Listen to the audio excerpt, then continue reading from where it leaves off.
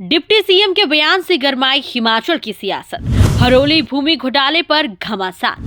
हिमाचल की राजनीति में एक बार फिर भूचाल। एक सोशल मीडिया पोस्ट और हरोली हिमुंडा भूमि खरीद मामला बन गया सियासी रणभूमि।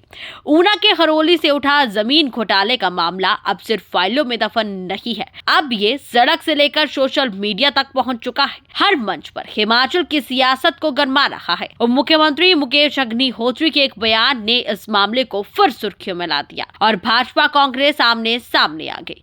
डिप्टी सीएम ने बिना नाम लिए भाजपा के एक वरिष्ठ नेता पर निशाना साधा और सवालों की ऐसी झड़ी लगा दी जिससे राजनीतिक गलियारों में हलचल मच गई। हिमाचल प्रदेश में हाल ही में जो मामला हुआ, जिसमें धर्मशाला के माननीय विधायक श्री सुधीर शर्मा, जो कि लगातार सरकार की कटास करते रहते हैं, सरकार कोई भी जनविरोधी फैसले ले, सरकार लोगों को कुचलने का कोई भी फैसला ले, उसके खिलाफ बोलते रहते हैं और सरकार उनको फंसाना चाहती है।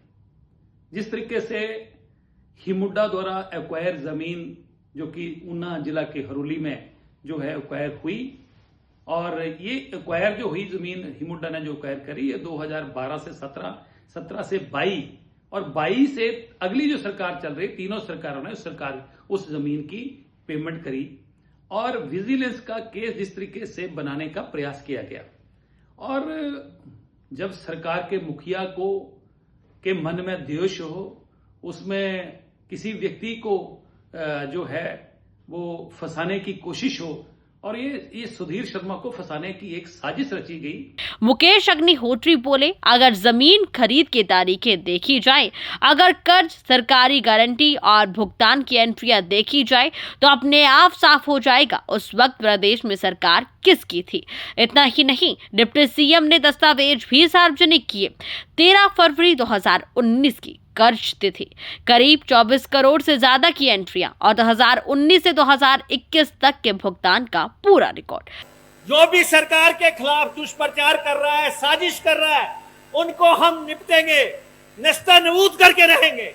संकेत साफ है, घोटाले की जड़ें पिछली सरकार तक जाती दिखाई दे रही हैं। अब जरा समझते हैं आखिर पूरा मामला है क्या।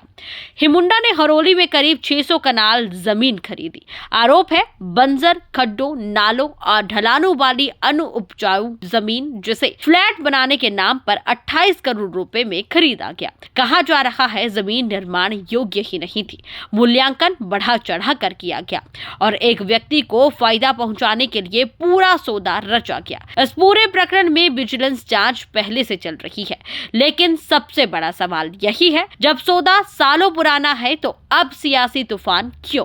विजिलेंस जांच किस स्टेज पर है?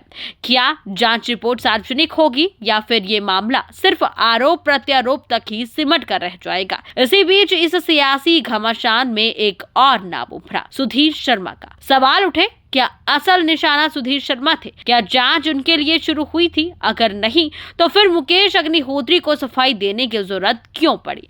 हैरानी की बात यह है कि विजिलेंस जांच में सुधीर शर्मा का नाम कहीं सामने नहीं आया, फिर भी राजनीति उन्हीं के इर्द गिर्द घूमती रही।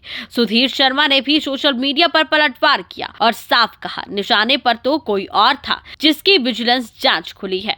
तो सवाल ये नहीं कि कौन क्या बोल रहा है, सवाल ये है कि जांच किस दिशा में जा रही है। डिप्टी सीएम कह रहे हैं ये सिर्फ ट्रेलर है, मतलब साफ है, आने वाले दिनों में और नाम और दस्तावेज और आरोप सामने आ सकते हैं। अब सबकी निगाहें टिकी है विजिलेंस जांच पर, क्योंकि अगर आरोप सही साबित हुए तो यह मामला सिर्फ सियासी नहीं बल्कि कानूनी भूचाल बन सकता है।